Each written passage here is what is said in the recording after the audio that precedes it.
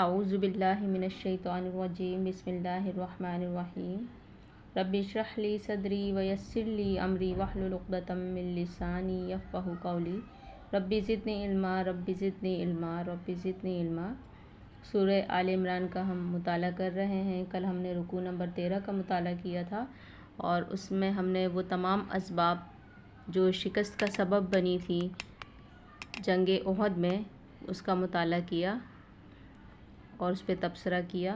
آج ہم اس سے جو ہے اگلا رکوع پڑھیں گے، رکوع نمبر 14، اور اس میں جو ہے ہمارا جو پہلی آیت ہے دراصل اگرچہ سود کے بارے میں ہے لیکن اس کا کیا لنک بنتا ہے جنگ احد سے، یہ ہم پڑھیں گے۔ اللہ فرما رہا ہے بسم اللہ الرحمن الرحیم یا ایھا الذین آمنوا لا تأکلوا الربا اضعافا مضاعفہ واتقوا اللہ لعلکم تفلحون۔ اے لوگو جو ایمان لائے ہو، یہ بڑھتا اور چڑھتا سود کھانا چھوڑ دو اور اللہ سے ڈرو، امید ہے فلاح پاؤ گے۔ اب یہاں پہ مخاطب کس کو کیا جا رہا ہے؟ اہل ایمان کو، جو ایمان لا چکے ہیں۔ ایمان لانے کے بعد اب ان میں کچھ ایسی دنیاوی چیزیں ہوتی ہیں جو ان کو زیادہ اٹریکٹ کرتی ہیں، اور سب سے زیادہ اس میں جو چیز ہے وہ مال کی ہوس ہوتی ہے، مال جمع کرنے کا ایک لالچ ہوتا ہے۔ اور اس میں سب سے بڑی چیز جو برائی آ جاتی ہے وہ سود ایک ایسی چیز ہے جو مال کے لالچ کی وجہ سے ہی اس سودی ہتھ کنڈوں میں ایک انسان پھنس جاتا ہے۔ اب اس کا لنک جو ہے وہ اس میں جو ہے جنگ احد سے کس طرح سے ہم اس میں دیکھتے ہیں کہ وہاں پہ جب صحابہ رضی اللہ عنہم نے مال غنیمت جمع کرنے کے میں لگ گئے تو جس کی وجہ سے ہے وہ جیتی ہوئی جنگ جو ہے وہ ہار گئے۔ تو اللہ تعالیٰ اسی وجہ سے یہاں پہ اس واقعے کے پر ذکر کرنے کے بعد اور اس کے اسباب بتانے کے بعد اگلے رکوع میں جو ہے اہل ایمان کو کیا فرما رہے ہیں کہ تم یہ بڑھتا اور چڑھتا جو تمہیں بظاہر لگ رہا ہوتا ہے کہ یہ سود بڑھ رہا ہے، چڑھ رہا ہے، لیکن یہ چڑھ نہیں رہا بلکہ یہ گھٹ رہا ہے۔ بظاہر یہ بڑھ رہا ہے لیکن یہ اصل میں گھٹ رہا ہے، اور یہ دو ہمارے لیے، ہمارے معاشرتی اس کے سسٹم کے لحاظ سے بھی اور ہمارے اپنے لیے بھی، انفرادی طور پر بھی ہمارے لیے بہت نقصان دہ ہے۔ تو یہاں پہ جو ہے سود کے جو ذکر کیا جا رہا ہے تو اس میں ہم دیکھیں کہ احد کی جو شکست کا بڑا سبب یہ تھا کہ مسلمان جو ہے عین کامیابی کے موقع پر مال کی لالچ سے مغلوب ہو گئے تھے اور اپنے کام کو تکمیل تک پہنچانے کے بجائے غنیمت لوٹنے میں لگ گئے۔ اس لیے اللہ تعالیٰ نے جو ہر چیز کا حاکم ہے، حکیم ہے، اس نے اس حالت کی اصلاح کے لیے زرپرستی یعنی دولت کے لالچ کے چشمے پر بند باندھنا ضروری سمجھا اور حکم دیا کہ سود خواری سے باز آ جاؤ، جس میں آدمی رات دن اپنے نفع کے بڑھنے اور چڑھنے کا حساب لگاتا رہتا ہے، جس کی وجہ سے آدمی کے اندر روپے کی حرص بے حد بڑھتی جاتی ہے۔ پھر آگے فرمایا جا رہا ہے کہ وَاتَّقُوا النَّارَ الَّتِي أُعِدَّتْ لِلْكَافِرِينَ، اس آگ سے بچو جو کافروں کے لیے مہیا کی گئی ہے۔ وَاتَّقُوا اور بچو النَّارَ آگ سے الَّتِي جو کہ تیار کی گئی ہے، اُعِدَّت تیار کی گئی ہے للکافرین کافروں کے لیے۔ تو پہلے کیا کہا کہ تم سود سے بچو، سود سے بچنے کے لیے کیا ہے کہ اور ساتھ ساتھ یہ کہا کہ اللہ سے ڈرو، اللہ کا تقوی اختیار کرو، اس سے کیا ہوگا کہ امید ہے تم فلاح پا جاؤ گے۔ اور اس سے فلاح کیا ہے؟ ہماری فلاح صرف دنیاوی فلاح نہیں، اصل میں ہم یہاں پہ جو اس کام کے لیے آئے ہیں وہ ہمارا اپنے آخرت کا جو ہے آخرت کو سنوارنا ہے، اپنے آخرت کی تیاری کرنی ہے۔ تو وہاں پہ جو ہے کیا کرنا ہے، ہمیں اس آگ سے بچنا ہے جو دراصل اہل ایمان کے لیے نہیں تیار کی گئی، وہ دراصل تیار کی گئی ہے کافروں کے لیے۔ پھر آگے اگلی آیت میں اللہ تعالیٰ فرما رہے ہیں وَأَطِیعُوا اللَّهَ وَالرَّسُولَ لَعَلَّکُمْ تُرْحَمُونَ۔ اب یہاں پہ جو ہے ہم سود خوری کو تھوڑا سا اور اس کا اگر ہم ڈیٹیل میں دیکھیں کہ سود خوری کا جو ہے جس سوسائٹی میں موجود ہوتی ہے اس کے اندر سود خوری کی وجہ سے دو قسم کے اخلاقی مرض پیدا ہوتے ہیں. اب یہ اگلی آیت میں بھی ہم پڑھیں گے، اس کو تھوڑا سا ہم آگے دیکھ لیں گے. ابھی جو ہے ہم اس کو وَأَطِیعُوا اللَّهَ وَالرَّسُولَ لَعَلَّکُمْ تُرْحَمُونَ کہ اس میں جو ہے کہ اللہ اور رسول کا حکم مان لو، توقع ہے کہ تم پر رحم کیا جائے گا. وَسَارِعُوا اور دوڑو. ساریو سرعت سے لیا گیا ہے. سرعت کا مطلب ہم تیزی سے کسی کام کو کرنے کو کہتے ہیں. تو یہاں پہ بھی ساریو حکم دیا جا رہا ہے کہ دوڑو. الی مغفرۃ کس طرف؟ مغفرت کی طرف. من ربکم اپنے رب کی. و جنت اور جنت. عرضها السماوات والارض سماوات والارض جس کی وسعت جو ہے، عرض جو ہے وہ کس کے برابر ہے؟ زمین اور آسمانوں جیسی ہے. اعدت للمتقین اور کس کے لیے تیار کی گئی ہے؟ وہ متقین کے لیے. پہلے کیا فرمایا گیا؟ تم آگ سے بچو. جو آگ کس کے لیے تیار کی گئی ہے؟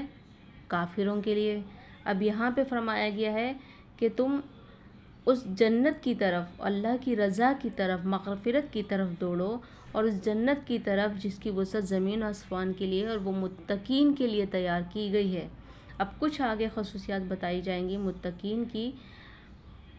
یہاں پہ جو حکم دیا جا رہا ہے ساریعو دوڑ کر چلنے کا، آہستہ آہستہ، سستی سے نہیں، تیزی سے چلنا ہے ہمیں. اگر ہم ایک قدم اللہ کی طرف بڑھاتے ہیں تو اللہ تعالیٰ 2 قدم آگے چل کے آتے ہیں. ہم تیزی سے چلتے ہیں تو اللہ تعالیٰ ہماری طرف دوڑ کر آتا ہے. تو اگر ہم یہ عذر تلاش کریں کہ ہمارا فلانا مسئلہ آ گیا، یہ مسئلہ آ گیا، وہ مسئلہ آ گیا، تو ہم اللہ کی راہ میں نہیں نکل سکیں. تو یہاں پہ کوئی وہ نہیں کہا جا رہا. کیا کہا جا رہا ہے کہ وسارعوا تم دوڑ کر چلو اللہ کی مغفرت کی طرف اور اس کی جنت کی طرف. الذین اب کچھ خصوصیات ہیں متقین. الذین جو لوگ ینفقون وہ خرچ کرتے ہیں. فی السراء والضراء کس حال میں خرچ کرتے ہیں؟ خواہ بدحال ہوں یا خوشحال. والکاظمین کاظمین الغیظ اور غصے کو پی جاتے ہیں. والعافین عن الناس اور دوسروں کے قصور معاف کر دیتے ہیں. واللہ یحب المحسنین ایسے نیک لوگ اللہ کو بہت پسند ہیں. یہ تمام خصوصیات جس انسان میں آ جائیں تو آپ خود سوچیں کتنا اپرائٹ کریکٹر کا انسان ہوگا کہ ایک تو وہ خرچ کر رہا ہے، اللہ تعالیٰ نے دیا ہے تو پھر خرچ کرنے کا بھی دل کرتا ہے کہ ہاں خرچ کر دیں، وہاں خرچ کر دیں. لیکن اللہ تعالیٰ یہاں پہ فرما رہا ہے کہ دونوں حالوں میں خرچ کرنا ہے. چاہے تمہارے پہ تنگی آئی ہوئی ہے یا تم خوشحالی کی حالت میں ہو، جس حال میں بھی ہو تمہیں اللہ کی راہ میں خرچ کرنا ہے. اب اس میں جو ہے، اس میں ہم دیکھیں پہلے ہم نے جب رکوع کا سٹارٹ لیا تو ایک سود کی بات آئی کہ اللہ تعالیٰ جو ہے حکم دیا اللہ تعالیٰ نے کہ تم بچو، ہے اہل ایمان تم بچو، بڑھتے چڑھتے سود سے بچو. اور یہاں پہ فرمایا جا رہا ہے کہ تم خرچ کرو مال کو اللہ کی راہ میں. تو یہ جو ہے سود خوری جو سوسائٹی میں موجود ہوتی ہے ان کے اندر جو ہے سود خوری کی وجہ سے 2 قسم کے اخلاقی امراض پیدا ہوتے ہیں. سود لینے والے جو ہوتے ہیں ان میں لالچ، خرص و طمع، بخل اور خود غرضی. اور ایک ہوتا ہے سود دینے والا، تو اس میں کیا پیدا ہوتا ہے؟ نفرت، غصہ، بغض، حسد. اب جنگ احد کی شکست جو تھی اس میں ان دونوں قسم کی بیماریوں کا کچھ نہ کچھ حصہ شامل تھا. اللہ تعالیٰ مسلمانوں کو بتا رہا ہے کہ سود خوری سے فریقین میں جو اخلاقی اوصاف پیدا ہوتے ہیں اس کے بالکل برعکس جب ہم انفاق فی سبیل اللہ کرتے ہیں تو دوسری قسم کے اوصاف پیدا ہوتے ہیں.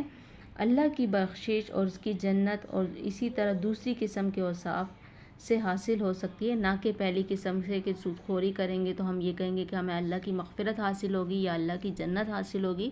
کچھ بھی حاصل نہیں ہوگا، صرف ایک دنیاوی فائدہ ہوگا. اور وہ بھی ایسا فائدہ ہوتا ہے کہ دنیا میں بھی دیکھ لیں کہ جو لوگ سود خوری کرتے ہیں ان کا کیا انجام ہوتا ہے. دنیا میں بھی ہم دیکھ لیتے ہیں کہ ان کے اندر اخلاقی بیماریاں پیدا ہوتی ہیں. اس کے علاوہ ان اخلاقی بیماریوں کی وجہ سے جو ہے انگزائٹی وغیرہ اور ڈپریشن کے مریض ہو جاتے ہیں. ہر وقت جو اس سوچ پیسے کو جمع مائنس جمع پلس کرنے کے چکروں میں لگے رہتے ہیں. تو جب سوچ اسی طرف لگ جاتی ہے تو پھر دماغ ہر وقت اسی کے لیے سوچتا رہتا ہے اور نتیجتاً ڈپریشن کا شکار ہو جاتے ہیں. تو ایک بہت اچھی بات یہاں پہ میں کہوں گی کہ ایک جگہ میں نے سنا تھا کہ جہاں آپ کا مال ہوگا وہاں آپ کا دل ہوگا. تو اگر ہم اپنے مال کو اللہ کے پاس لگا دیں، اللہ کی راہ میں لگا دیں، تو ہمارا دل بھی آٹومیٹیکلی وہیں اللہ کے پاس ہی لگا رہے گا. تو بہتر یہ ہے کہ ہمیں انفاق فی سبیل اللہ کریں، نہ کہ سود خوری کے چکروں میں پڑیں. اب ایک بات کی گئی تھی کہ انفاق فی سبیل اللہ کرنی ہے. یہ کن کی خصوصیات تھی؟ متقین کی. دوسرا، جو غصے کو پی جاتے ہیں، والکاظمین الغیظ. اب غصے کو پی جانا ہے، کتنا بڑی بات یہاں پہ کی جا رہی ہے، اور قرآن پاک میں اس چیز کا غصے کا ذکر کیا جا رہا ہے. تو اس کا مطلب کہ غصہ ایک ایسی چیز ہے جو نیگیٹو چیزوں میں شامل ہے، جو ہماری انرجی کو ضائع کرتا ہے، اور اس پر وہ ایک ایسی حالت ہوتی ہے جس میں ہم پہ شیطان حاوی ہوتا ہے. نبی صلی اللہ علیہ وسلم کا ارشاد ہے کہ تم میں بہادر وہ نہیں ہے یا تم میں پہلوان وہ نہیں ہے جو لڑائی میں اپنے حریف مد مقابل کو پچھاڑ دے یا ہرا دے، بلکہ تم میں بہادر وہ ہے جو اپنے غصے کو پی جائے. یہ بہت بڑی خصوصیت ہے، اور اس کے لیے ہمیں خود کو ٹرین کرنا ہوگا. ٹرین کس طرح سے کرنا ہوگا کہ جب ہم غصے کی حالت میں ہوں تو ہم ان آیات کو اپنے دماغ میں رکھیں. والکاظمین الغیظ. اگر ہمیں کسی وجہ سے غصہ آ رہا ہے تو اس میں میں ایک وہ بتاؤں گی کہ یہاں پہ جو ہے امام زین العابدین کا ایک واقعہ ہے کہ ان کے کپڑوں پر ایک دفعہ پانی سے بھرے لوٹے کے جو ہے مٹی میں گرنے سے کچھ نشانات آ گئے. غصے سے ان کا چہرہ لال ہو گیا. تو ان کی لونڈی نے جو ہے آپ پر یہ آیات پڑھی، والکاظمین الغیظ، یعنی سورہ آل عمران کی آیات پڑھی. تو اس سے یہ ہوا کہ آپ کے تاثرات جو تھے وہ صحیح ہوئے. پھر کہا میں نے تجھے معاف کیا، اور پھر اس طرح سے آزاد کر دیا. اس طرح سے بالکل ہمیں بھی ان آیات پر عمل کرنا چاہیے. اور یہ جب ہم آیات پڑھتے ہیں، جو چیز ہماری ایک اس میں آتی ہے، روٹین میں آتی ہے، تو اس کے اثرات پھر ہمیں اپنی زندگی میں بھی دکھتے ہیں.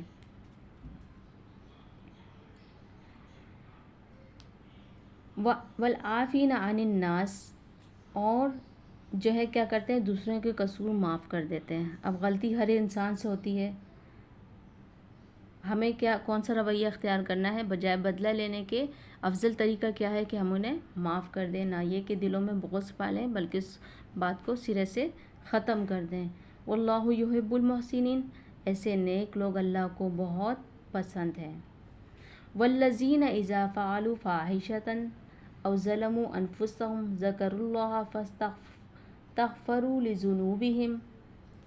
اور جن کا حال یہ ہے کہ اگر کبھی کوئی فحش کام ان سے سرزد ہو جاتا ہے یا کسی گناہ کا ارتکاب کر کے وہ اپنے پر ظلم کر بیٹھتے ہیں، تو معاً انہیں اللہ یاد آ جاتا ہے اور اس سے وہ اپنے قصوروں کی معافی چاہتے ہیں. وَمَن يَغْفِرُ الذُّنُوبَ إِلَّا اللَّهُ.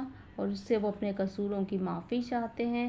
وَلَمْ يُصِرُّوا عَلَى مَا فَعَلُوا وَهُمْ يَعْلَمُونَ.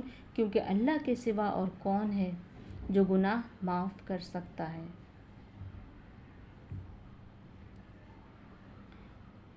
اور جو ہے وہ دیدہ و دانستہ اپنے کیے پر اصرار نہیں کرتے.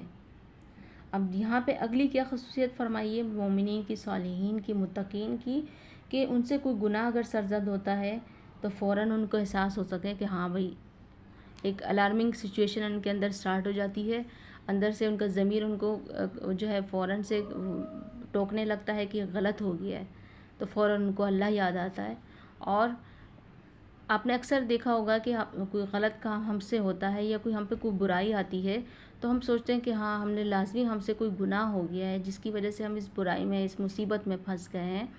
تو یہ مومنین کی یہ خصوصیت ہوتی ہے کہ انہیں فوراً جو ہے اپنے گناہوں کا احساس ہوتا ہے، اور جیسے ہی گناہوں کا احساس ہوتا ہے تو اللہ کی یاد آ جاتی ہے اور اللہ سے توبہ استغفار کرتے ہیں. اللہ سے اپنے قصوروں کی معافی چاہتے ہیں اور اللہ ہی معاف کرنے والا ہے۔ اور مومن کی خصوصیت یہ ہے کہ وہ ڈٹائی نہیں دکھاتا، گناہ کرنے کے بعد اس پر اصرار نہیں کرتا، ڈٹ نہیں جاتا، بلکہ فوراً ہی اس کو احساس ہوتا ہے کہ مجھ سے یہ گناہ ہوا ہے، اللہ سے توبہ استغفار کرتا ہے، معافی کا خواستگار ہوتا ہے۔ اولئک جزاؤہم مغفرۃ من ربہم وجنات تجری من تحتہا الانہار خالدین فیہا ونعم اجر العاملین۔ ایسے لوگوں کی جزا ان کے رب کے پاس یہ ہے کہ وہ ان کو معاف کر دے گا اور ایسے باغوں میں انہیں داخل کرے گا جن کے نیچے نہریں بہتی ہوں گی اور وہاں وہ ہمیشہ رہیں گے۔ کیسا اچھا بدلہ ہے نیک عمل کرنے والوں کے لیے۔ اللہ تعالی ہمیں ان لوگوں میں شامل فرمائے، آمین۔ قد خلت من قبلکم سنن فسیروا فی الارض فانظروا کیف کان عاقبۃ المکذبین۔ تم سے پہلے بہت سے دور گزر چکے ہیں، زمین میں چل پھر کر دیکھ لو کہ ان لوگوں کا کیا انجام ہوا جن لوگوں نے اللہ کے احکام و ہدایات کو جھٹلایا۔ یہ لوگوں کے لیے ایک صاف اور صریح تنبیہ ہے جو اللہ سے ڈرتے ہیں۔ ھذا بیان للناس وہدی وموعظۃ للمتقین، کہ یہ جو ہے یہ بیان یہ جو کن لوگوں کے لیے صاف اور صریح تنبیہ ہے، جو اللہ سے ڈرتے ہوں، اور ان کے لیے ہدایت اور نصیحت ہے۔ اب یہاں پہ عبرت دلائی جا رہی ہے ان لوگوں سے کہ جن لوگوں نے جو ہے اللہ کے احکامات کو اور ہدایت کو جھٹلایا، تو اب زمین پہ چل پھر کر دیکھ لو کہ ان کا کیا انجام ہوا۔ اللہ تعالیٰ فرماتا ہے کہ تم سیر و سیاحت کرو، صرف تفریح کی غرض سے نہیں بلکہ اس غرض سے کرو کہ تم جاؤ اللہ کے نعمتوں کو بھی دیکھو، اور ان جگہوں پہ جاؤ کہ ان لوگوں کے، ان قوموں کے ساتھ، ان آبادیوں کے ساتھ اللہ تعالیٰ نے کیا سلوک کیا، آبادیاں کی آبادیاں اور قوموں کی قوموں تباہ ہو گئی، ان کے اپنی نافرمانیوں کی وجہ سے انہوں نے اللہ تعالیٰ کی ہدایات کو جھٹلایا، تو اس کی وجہ سے ان کا جو حال ہوا۔ تو اللہ تعالیٰ یہاں پہ بھی ان کا، اور بار بار ہم قرآن میں دیکھتے ہیں کہ ان کا ذکر کرتے ہیں عبرت دلانے کے لیے کہ تم ان کو دیکھو کہ ان کا کیا حال ہوا اور ان سے عبرت پکڑو۔ اب ایک بہت ہی اچھی آیات ہے جو ہمیں بہت زیادہ موٹیویٹ کرتی ہے اور ہمیں مایوسی سے بچاتی ہے۔ وَلَا تَهِنُوا وَلَا تَحْزَنُوا وَأَنْتُمُ الْأَعْلَوْنَ إِن كُنتُم مُؤْمِنِينَ۔ دل شکستہ نہ ہو، غم نہ کرو، تم ہی غالب رہو گے اگر تم مومن ہو۔ اب یہاں پہ غزوہ احد میں بھی جو حالت ہوئی تھی، تھوڑے سے مسلمان جو ہیں وہ ڈاؤن ہوئے تھے۔ آج کل کے کراچی کے حالات میں بھی دیکھیں کہ اتنی محنت اور اتنی کوشش کے بعد جو حالات ہوئے تو تھوڑے سے ڈاؤن ہو جاتے ہیں، ہمتیں ڈاؤن ہو جاتی ہیں، لیکن یہ وقتی ہوتی ہے اور ہم پھر سے انرجی گین کرتے ہیں، پھر سے دوبارہ سے جو ہے موٹیویٹ ہوتے ہیں۔ تو یہ بھی آیت جو ہے وہ موٹیویٹ کر رہی ہے کہ تم دل شکستہ نہ ہو، کمزور نہ پڑو، غم بھی نہ کرو، کیونکہ تمہارے ساتھ کس کی مدد ہے؟ تم چونکہ نیک مقصد کے لیے نکلے ہو تو تم ہی غالب رہو گے اگر تم مومن ہو۔ شرط کیا ہے کہ تم مومن ہو، اللہ پر پختہ یقین رکھنے والے ہو۔ وَلَا تَهِنُوا وَلَا تَحْزَنُوا وَأَنْتُمُ الْأَعْلَوْنَ إِن كُنتُم مُؤْمِنِينَ۔ تو یہ آیت ہمیں سب کو، ان لوگوں کو جو ہے تھوڑا سا ان کا آپ دیکھیں کہ حوصلہ تھوڑا سا پست ہو جاتا ہے، تو ان کے سامنے یہ آیات ہمیں پڑھنی چاہیے تاکہ وہ موٹیویٹ ہوں اور ان کے حوصلے بلند ہوں۔ وَلَا تَهِنُوا وَلَا تَحْزَنُوا وَأَنْتُمُ الْأَعْلَوْنَ إِن كُنتُم مُؤْمِنِينَ إِن يَمْسَسْكُمْ كَرْحٌ فَقَدْ مَسَّ الْقَوْمَ كَرْحٌ مِثْلُهُ وَتِلْكَ الْأَيَّامُ نُدَاوِلُهَا بَيْنَ النَّاسِ وَلِيَعْلَمَ اللَّهُ الَّذِينَ آمَنُوا وَيَتَّخِذَ مِنكُمْ شُهَدَاءَ وَاللَّهُ لَا يُحِبُّ الظَّالِمِينَ۔ کہ اس وقت اگر تمہیں چوٹ لگی ہے تو اس سے پہلے ایسی ہی چوٹ تمہارے مخالف فریق کو بھی لگ چکی ہے۔ یعنی ظاہر ہے اب جنگ احد میں تمہیں ایک چوٹ لگی ہے تو اس سے پہلے جو جنگ بدر میں جو ان کو شکست ہوئی تھی تو ایک چوٹ ان کو بھی لگی تھی۔ تو ظاہر ہے وہ جب ان کو چوٹ لگی تھی تو وہ کم ہمت تو نہیں ہوئے تھے نا، بلکہ ان کے اندر تو ایک غصہ، انتقام کی ایک اندر ایک بھڑک اٹھی تھی کہ ہمیں ان سے بدلہ لینا ہے۔ انہوں نے اپنے آپ کو دوبارہ سے جو ہے اپنی ہمتوں کو جمع کیا اور اٹیک کیا دوبارہ سے۔ تو جس طرح سے دشمن نے ہمت نہیں ہاری، تو اس طرح سے ہمیں بھی ہم ایمان پہ رہتے ہوئے ہمیں ہمت نہیں ہارنی چاہیے کہ ہمارے پشت پر ہماری جو ہے ہم پر اللہ کا ہاتھ ہے، تو ہمیں بھی ہمت نہیں ہارنی۔ یہ تو زمانے کے نشیب و فراز ہیں جنہیں ہم لوگوں کے درمیان گردش کر دیتے رہتے ہیں۔ تم پر یہ وقت اس لیے لایا گیا کہ اللہ دیکھنا چاہتا تھا کہ تم میں سچے مومن کون ہیں، اور ان لوگوں کو چھانٹ لینا چاہتا تھا جو واقعی راستی کے گواہ ہوں، کیونکہ ظالم لوگ اللہ کو پسند نہیں ہیں۔ اب اصل الفاظ ہیں وَيَتَّخِذَ مِنکم شُہَدَاءَ۔ اس کا ایک مطلب تو یہ ہے کہ تم میں سے کچھ شہید لینا چاہتا تھا، یعنی کچھ لوگوں کو شہادت کی عزت بخشنا چاہتا تھا، اور دوسرا مطلب یہاں یہ ہے کہ اہل ایمان اور منافقین کے اس مخلوط گروہ میں سے جس پر تم اس وقت مشتمل ہو، ان لوگوں کو الگ چھانٹ لینا چاہتا تھا جو حقیقت میں شہداء علی الناس ہیں، یعنی اس منصب جلیل کے اہل ہیں جس پر ہم نے امت مسلمہ کو سرفراز کیا ہے۔ وَلِيُمَحِّصَ اللَّهُ الَّذِينَ آمَنُوا وَيَمْحَقَ الْكَافِرِينَ، اور وہ اس آزمائش کے ذریعے سے مومنوں کو الگ چھانٹ کر کافروں کی سرکوبی کر دینا چاہتا تھا۔ ام حسبتم ان تدخلوا الجنة ولما يعلم الله الذين جاهدوا منكم ويعلم الصابرين، حالانکہ ابھی اللہ نے یہ تو دیکھا ہی نہیں۔ اچھا، اس سے پہلے کیا ہے کہ ام حسبتم، کیا تم نے یہ سمجھ رکھا ہے کہ ان تدخلوا الجنة، کہ تم یوں ہی داخل کیے جاؤ گے جنت میں، ولما یعلم اللہ الذین، حالانکہ ابھی اللہ نے یہ تو دیکھا ہی نہیں کہ تم میں کون وہ لوگ ہیں جو اس کی راہ میں جانیں لڑانے والے اور اس کی خاطر صبر کرنے والے ہیں۔ یعنی جنت یوں ہی آسانی سے نہیں مل جائے گی۔ ہم یہ کہہ رہے ہیں کہ جو ہے بیٹھے بٹھائے ہمارے لیے دین تیار ہو گیا ہے جو ہے، اور ہم دین ہمارے ہاتھوں میں اب آ چکا ہے، ہمیں صرف بیٹھے بیٹھے نماز روزہ تسبیحات پڑھتے رہنی ہے اور دین ہمیں اور جنت ہمیں مل جائے گی۔ تو ہم اپنے جو ہے دیکھیں کہ کس طرح سے اس دین کے لیے اس دور میں جو قربانیاں دی گئیں، اپنے جانوں کی، اپنے مالوں کی، اپنے وقت کی، اپنی صلاحیتوں کی، ہر طرح کی قربانیاں دی گئیں، اپنی انا کی، ان سب چیزوں کی جو ہے قربانیاں دی گئیں، تو پھر ان کو جنت کی بشارتیں بھی ملیں۔ تو یہاں پہ اللہ تعالیٰ فرما رہے ہیں کہ جنت یوں ہی نہیں مل جائے گی اتنی آسانی سے۔ تم لوگوں نے آسان سمجھ رکھا ہے جنت کو، کیونکہ اللہ تعالیٰ ہمیں آزمائے گا۔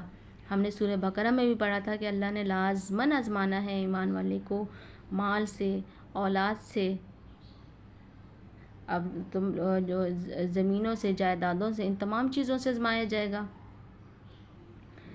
تو پھر اللہ تعالیٰ اس سے آزما کے کیا دیکھے گا کہ اس کی جو راہ میں لڑنے والے کون ہیں، جانیں لڑانے والے کون ہیں، اور اس کی خاطر صبر کرنے والے کون ہیں۔ وَلَقَدْ كُنْتُمْ تَمَنَّوْنَ الْمَوْتَ مِنْ قَبْلِ أَنْ تَلْقَوْهُ فَقَدْ رَأَيْتُمُوهُ وَأَنْتُمْ تَنْظُرُونَ، تم تو موت کی تمنائیں کر رہے تھے۔ یہاں پہ کس کی طرف اشارہ ہے؟ یہ جو اس وقت جنگ احد کے موقع پر نبی صلی اللہ علیہ وسلم نے کہا تھا کہ مدینہ کے اندر ہی ہم لے کے لڑ رہے تھے، لیکن صحابہ رضی اللہ تعالیٰ عنہم نے کیا مشورہ دیا تھا کہ ہم باہر جا کر لڑنے کا انہوں نے کہا تھا کہ ہم اپنی جانیں اللہ کی راہ میں قربان کرنا چاہتے ہیں، شہادت کی تمنائیں کر رہے تھے۔ تو مگر یہ اس وقت کی بات تھی، آگے فرمایا جا رہا ہے، مگر یہ اس وقت کی بات تھی جب موت سامنے نہ آئی تھی، لو وہ اب تمہارے سامنے آ گئی ہے اور تم نے اسے آنکھوں سے دیکھ لیا ہے۔